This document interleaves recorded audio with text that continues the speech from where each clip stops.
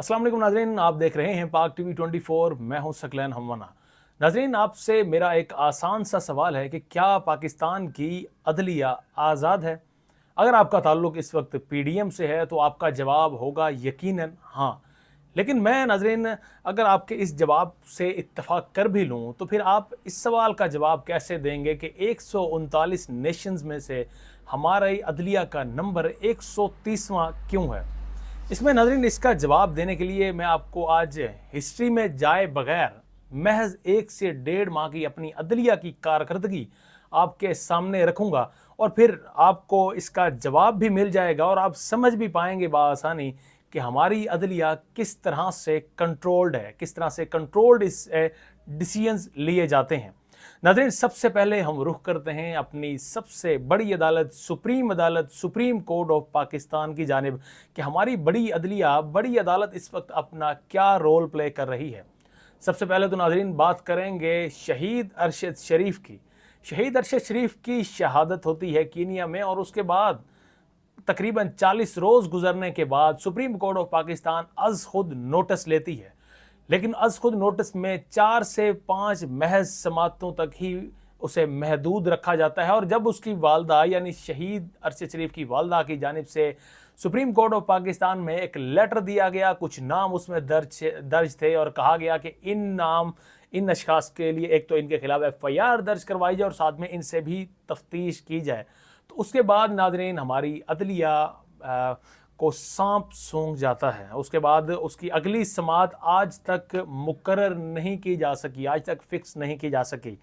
दूसरा नाज़रीन मामला है इमरान खान, पाकिस्तान के फॉर्मर प्राइम मिनिस्टर, जिन पर वज़ीराबाद में अटैक हुआ, जानलेवा अटैक हुआ। हालांकि हम ये भी जानते हैं कि इससे पहले हम अपने कितने ही वज़राए आज़म को खो चुके हैं, फिर चाहे वो बेनज़ीर भुट्टो हों या चाहे वो लियाकत अली ख़ान हों या फिर चाहे वो जुल्फ़कार अली भुट्टो हों, लेकिन हम तारीख़ से हमने सबक नहीं सीखा। और जब हमारे फॉर्मर प्राइम मिनिस्टर पर जानलेवा हमला हुआ तो आज तक हमारी सुप्रीम अदालत इस हवाले से खामोश है। तीसरा नाज़रीन पॉइंट बड़ा ही आसान पॉइंट, मुल्क में हमेशा से कहा जाता है कि आइन पर अमल दरामद होना चाहिए, आइन व कानून सबसे मुकद्दम है, सबसे बालातर है और इस पर अमल दरामद ज़रूरी है।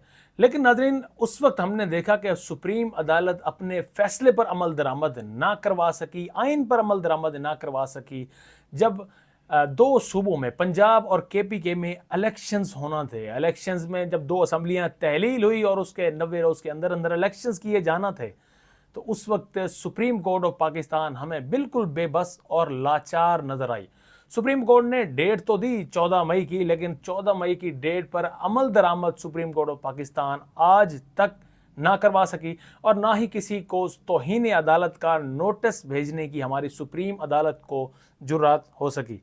नाज़रीन, जो चौथा पॉइंट है हमारी सुप्रीम अदालत का, वो है कि 9 मई के बाद से जिस तरह से लोगों को उठाया गया, मारा गया, पीटा गया, लोगों को अगवा किया गया, घरों में चादर चार दीवारी पामाल की गई, पुलिस को वो इख्तियारात तक दे दिए जो इससे पहले न तो हमारे आइन में दर्ज हैं, ना इससे पहले कभी उन्हें इख्तियारात इतने दिए गए थे, बल्कि सियासी मकासद के लिए पुलिस का इस्तेमाल किया गया। और इस हवाले से भी हमें अपनी सुप्रीम अदालत बिल्कुल खामोश तमाशाई का किरदार अदा करते हुए नज़र आई। अब नाज़रीन, सुप्रीम कोर्ट ऑफ पाकिस्तान के बाद जो दूसरी अदालत है, यानी सुप्रीम कोर्ट से निचली कोर्ट यानी हाई कोर्ट की मैं बात कर रहा हूँ, इसमें हम बात करेंगे इस्लामाबाद हाई कोर्ट, जिसका रोल हमेशा से बड़ा ही अहम रहा है। इस्लामाबाद हाई कोर्ट जिसके चीफ जस्टिस आमिर फारूक हैं और जिन पर PTI पहले ही अदम एतमाद का इजहार कर चुकी है और उनके मुतालिक ये खबरें भी चैमगोयां भी रहती हैं कि ये शख्स एस्टेब्लिशमेंट का तैयार करदा या लाया गया ये शख्स है, जस्टिस अथर मिनल्ला के बाद चीफ जस्टिस आमिर फारूक। अब इनकी कोर्ट के भी आपको कुछ इस हवाले से आगाह करते चलें।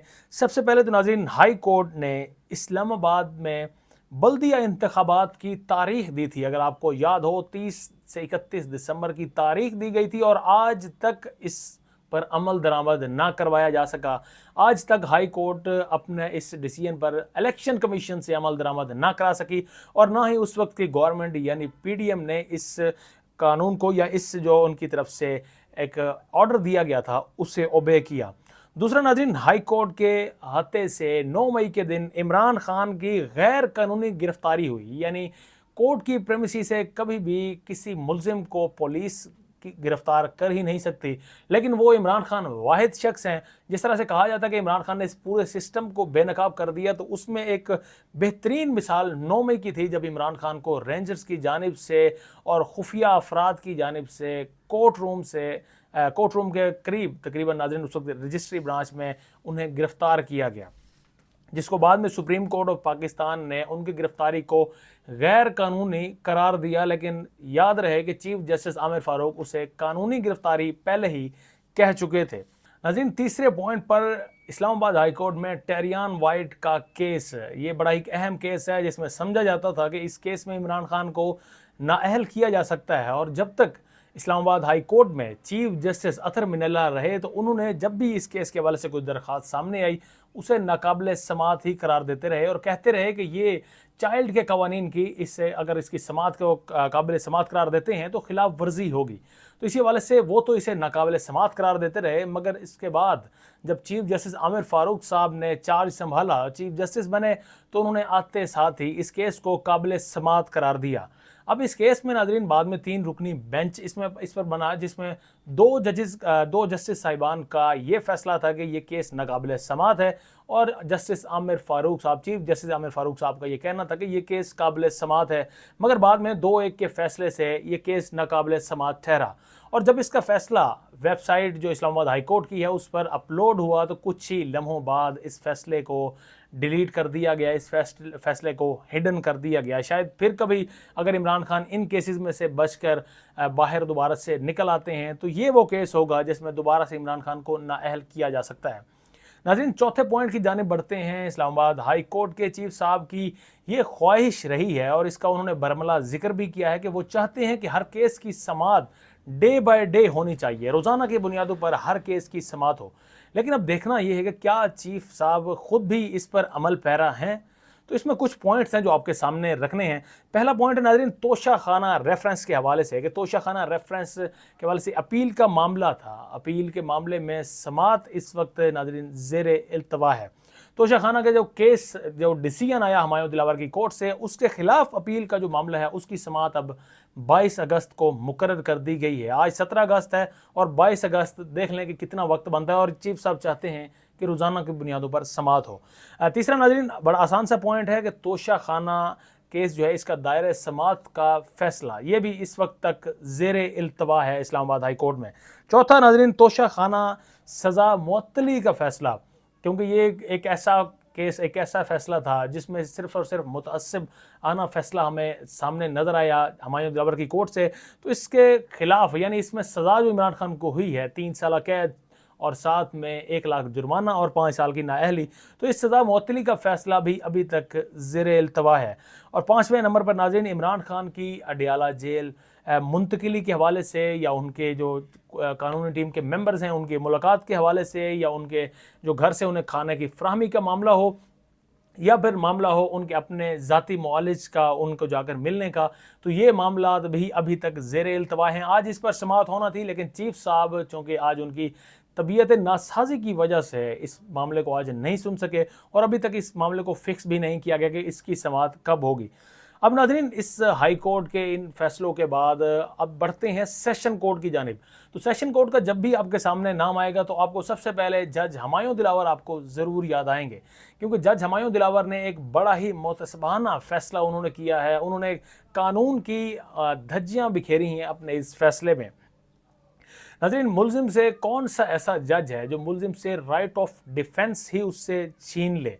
किस तरह से एक जज किसी मुल्जिम को उसको ये इख्तियार भी ना दे कि वो अपने हक़ में कुछ गवाहान पेश कर सके, अपने हक़ में कोई चीज़, कोई तहरीरी डॉक्यूमेंट्स पेश कर सके।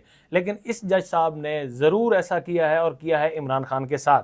तीसरा नाज़रीन, उन्होंने एक ऐसे केस को जिसमें ना तो कोई मर्डर अटैम्प्ट हो या मर्डर हो, क्योंकि वो इंपॉर्टेंट केसेस समझे जाते हैं, तो इस केस को जिसकी इतनी कोई वैल्यू नहीं थी, जितनी इसकी कोई अहमियत नहीं थी, उसे उन्होंने रोज़ाना की बुनियादों पर उसकी जो समातें हैं वो उन्होंने रखी। और उन रोज़ाना की बुनियादों में समातों में एक मरतबा एक ऐसा मरहला भी आया کہ محض چند گھنٹے دیے گئے پی ٹی آئی کی قانونی ٹیم کو کہ ان 1 سے آدھے گھنٹے میں آپ نے اپنے گواہان پیش کرنے ہیں، وہ گواہان جو ملک کے مختلف علاقوں میں رہائش پذیر ہوں، جنہیں پہلے بتایا ہی نہ گیا ہو، اور آدھے گھنٹے کے اندر اندر انہیں اسلام آباد پہنچنا تھا اکارڈنگ ٹو جج ہمایوں دلاور۔ اور ناظرین، اگلا جو پوائنٹ ہے وہ ہے ایم پی او کا کالا قانون، انگریز کا بنایا گیا کالا قانون، جس کی قائد اعظم بھی ہمیشہ سے مخالفت کرتے رہے تھے۔ اس قانون کے تحت جب بھی گرفتاریاں ہوتی ہیں تو انہیں گرفتاریوں کو قانونی گرفتاریاں قرار دینا، یہ بھی ہمارے سیشن کوڈ کا ایک حصہ رہا ہے، اور اسی کے تحت ہمارے کئی اس وقت کے جو سیاستدان ہیں وہ ان ایم پی او کے کالے قانون کے تحت یا تو گرفتار ہوئے ہیں یا اس سے پہلے جو دیگر بھی حکومتیں ہیں ان میں بھی ان کی گرفتاریاں ہوتی رہی ہیں۔ اب جہاں تک ناظرین سسٹم کی بات ہے، جو چیف صاحب بات کر رہے تھے کہ ملک میں سسٹم کو بہتر ہونا چاہیے، تو سسٹم میں سب سے پہلے آپ کو بہتر کرنی چاہیے آپ کا عدالتی سسٹم، آپ کی عدلیہ کا نظام۔ جب آپ انصاف مہیا کرنے لگ گئے، جب انصاف ہر شخص کو ملنا شروع ہو گیا، تو اس وقت آٹومیٹکلی ہمارا سسٹم بھی بہتر ہوگا، ہمارا ملک پاکستان بھی بہتر ہوگا۔ بغیر کسی دباؤ کے، بغیر کنٹرولڈ جب ہماری عدلیہ نے فیصلے کرنا شروع کر دیے، تو انشاءاللہ پاکستان کو پھر ترقی سے کوئی نہیں روک سکتا۔ یہاں پر ناظرین مولا علی علیہ السلام کا ایک میں کال بھی آپ کے گوش گزار کروں گا۔ مولا علی علیہ السلام کا کال ہے کہ کفر کا نظام تو چل سکتا ہے مگر ظلم کا نظام نہیں چل سکتا۔ تو اسی طرح سے پاکستان میں بھی اس وقت ظلم کا نظام رائج ہے۔ اگر اس ظلم کے نظام سے ہمیں چھٹکارا مل گیا تو انشاءاللہ ہم بھی دیگر قوموں کی طرح ضرور ترقی کریں گے۔ اب تک کے لیے اتنا ہی۔ اپنے میزبان ثقلین ہموانہ کو اجازت دیں۔ اللہ نگہبان۔